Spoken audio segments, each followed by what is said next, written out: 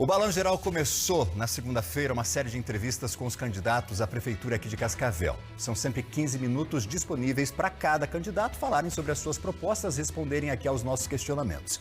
Ontem nós tivemos Márcio Pacheco, na segunda-feira Renato Silva, hoje, e lembrando que essas entrevistas foram definidas por sorteio com representantes dos partidos. E o terceiro entrevistado é uma entrevistada, a candidata professora Lilian, do PT. Ela já está aqui com a gente. Tudo bem, professora? Tudo bem. Muito obrigada pela oportunidade. Por favor, alegria estar aqui. Fique à vontade. Que bom que a senhora aceitou o nosso convite para falar com a comunidade de Cascavel, para falar sobre as suas propostas. Mais uma vez, seja bem-vinda. Como eu disse, a senhora tem 15 minutos a partir do início da sua resposta. Já vou começar aqui, secretária, já que nós estamos nesse clima, candidata, perdão, Sim. Já que nós estamos nesse clima, falando sobre saúde pública. Sem dúvida. No plano de saúde da senhora, existe lá expansão do programa Saúde da Família, que são melhorias que a senhora pretende implantar nas unidades básicas de saúde.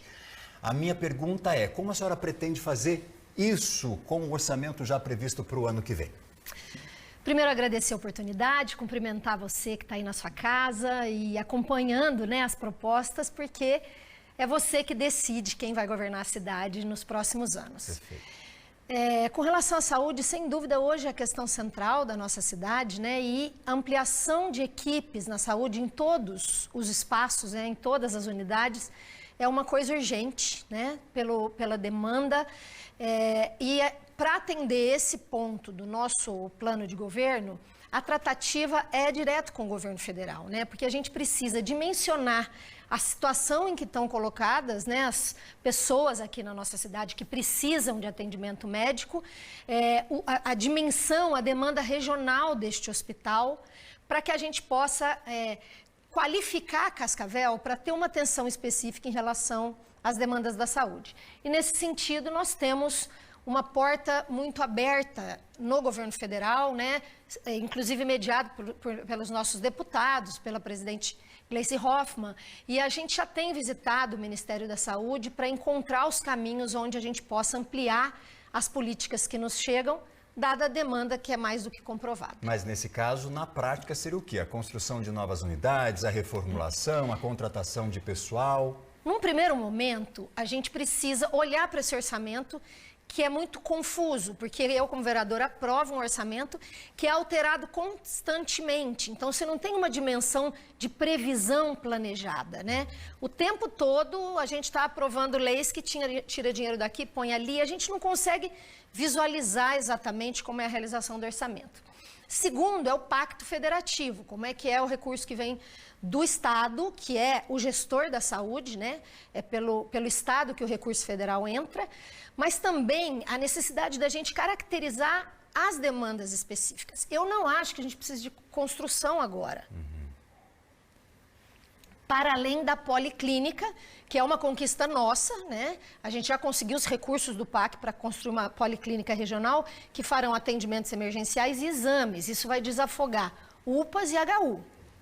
Para além dessa unidade, a gente precisa ampliar o atendimento da saúde da família, que na minha opinião é o melhor programa, e da possibilidade de ampliar as equipes também da unidade básica. Nós vamos implementar equipes diferentes, com horários diferentes, para a unidade poder ficar aberta até mais tarde, para a pessoa que está no horário comercial trabalhando, também possa acessar a unidade, né? Não precisa faltar do trabalho para acompanhar um filho ou porque está doente. Isso é um compromisso nosso. Agora, não tem como a gente pensar em qualquer atividade no interior da cidade sem ampliar servidores de saúde. E a demanda é essa. Para concluir, eu queria dizer que a nossa cidade é uma cidade doente. Uma prefeitura que diz atender 80 mil consultas mês precisa pensar nisso que estava sendo debatido aqui há pouco, né? A violência no trânsito, a violência entre as pessoas, né? A agressão física, sobretudo contra as mulheres, e a prevenção. Essa cidade tem que fazer um pacto preventivo pela saúde.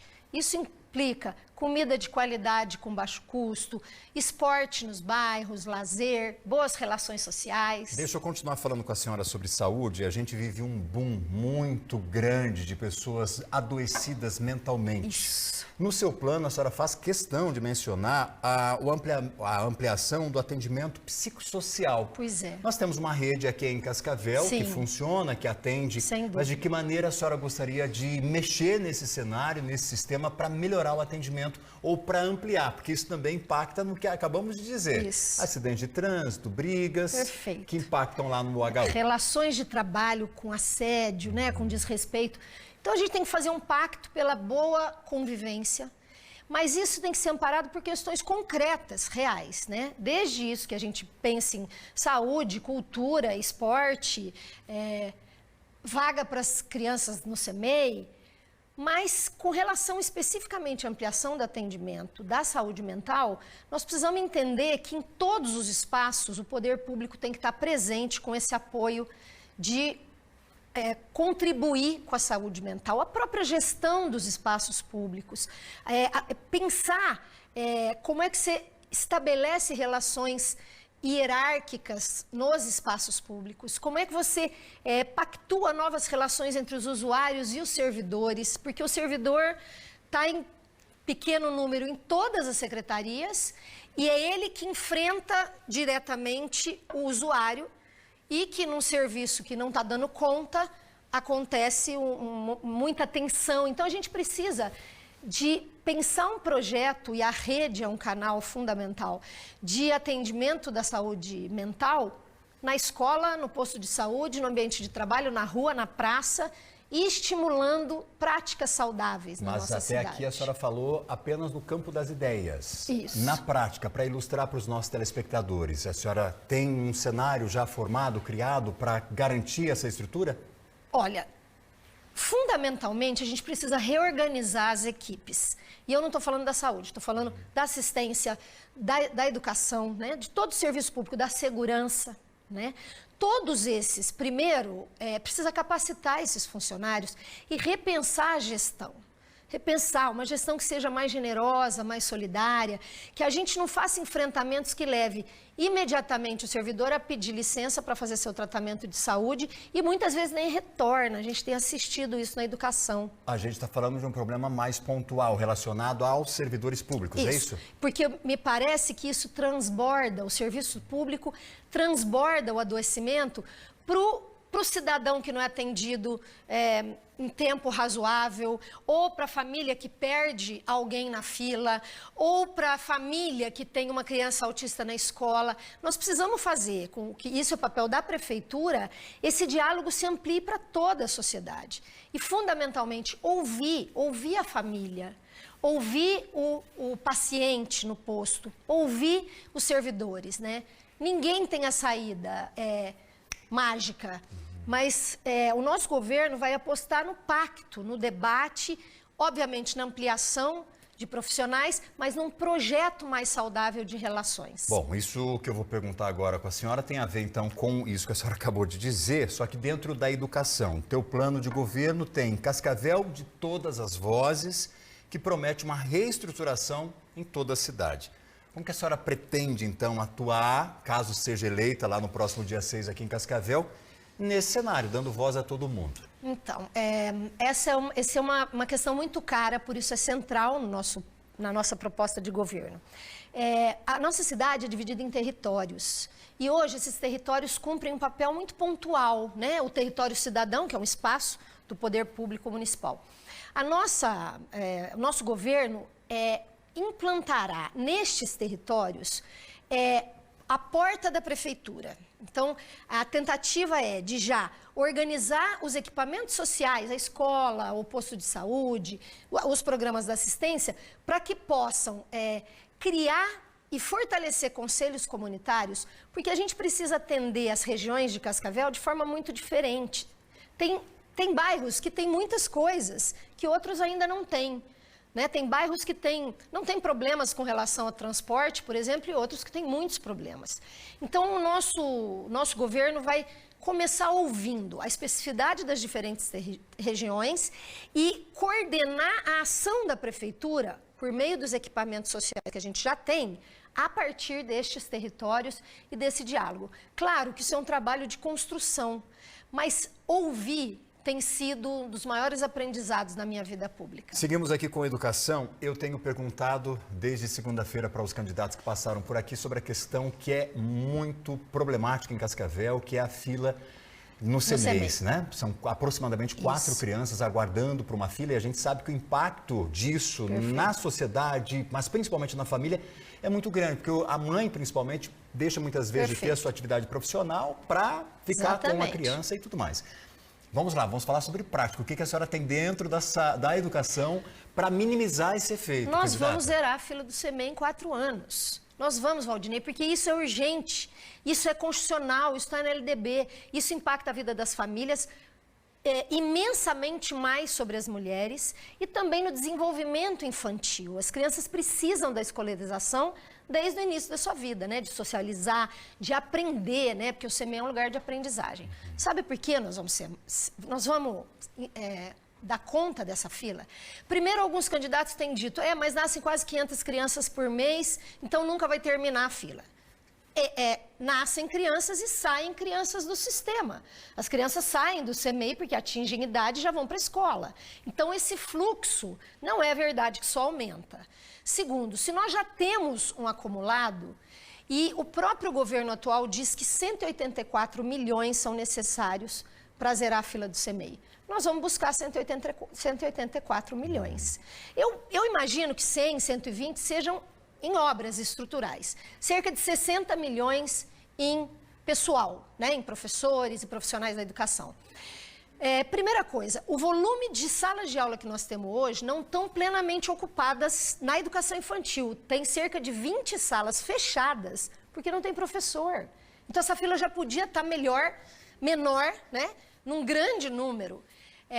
E 180 milhões para zerar a fila do CEMEI é uma obrigação de qualquer gestor. O nosso governo tem procurado os caminhos e financiamento de 120 milhões para equipamento social, nós vamos conseguir, como a cidade tem conseguido aí para muitas outras coisas. A gente tem 4 minutos ainda de entrevista. Acredito que dê para fazer essa última pergunta sobre o trânsito. Nós falamos agora há pouco sobre acidentes, a responsabilidade de cada um, o reflexo disso.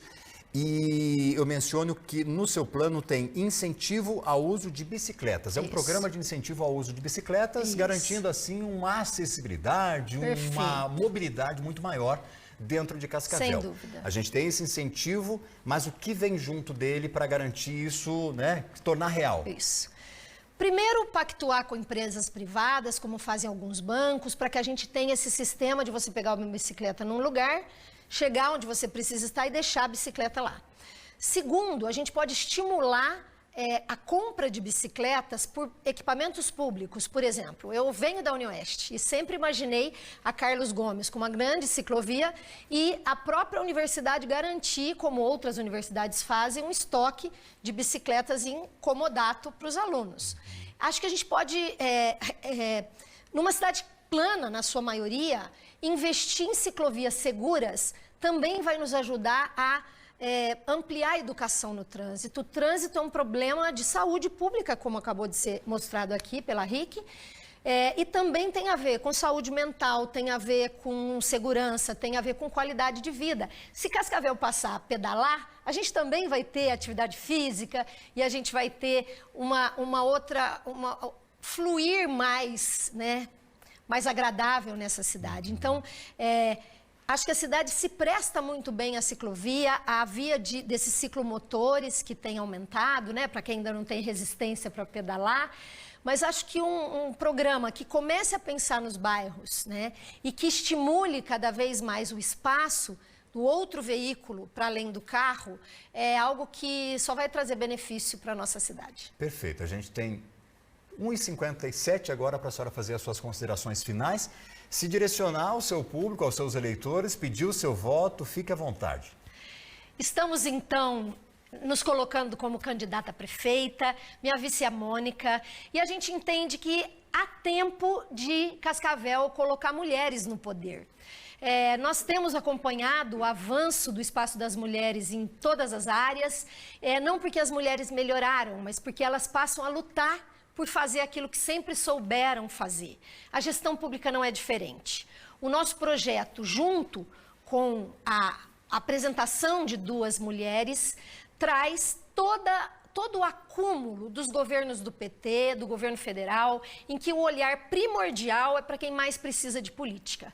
Por isso, nosso plano de governo começa dos bairros para o centro, tentando equilibrar essa cidade que é maravilhosa, que nos orgulha tanto, mas que não é a mesma Cascavel para todas as pessoas.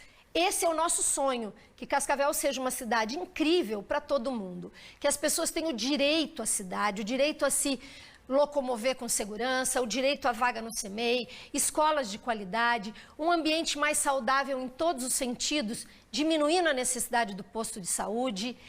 Uma Cascavel de todas as vozes, que não chega dizendo que sabe tudo, mas um governo que sabe que quem mais entende do que você precisa é você.